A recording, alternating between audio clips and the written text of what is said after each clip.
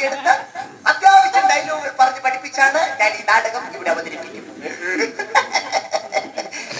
ഈ നാടകത്തിന്റെ സംവിധാനം മോശതുരുത്ത്, അതായത്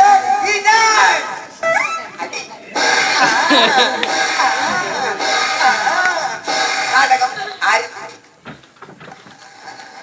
മുതലാളി മുതലാളി എങ്ങനത്തെ മുതലാളി എന്നാ ചുമന്ന നീ എന്നെ ചുമന്നോട് തള്ളി വിടാണ്. മൈക്കിലേക്ക് വരെ പൊടിക്കില്ല കേട്ടോ.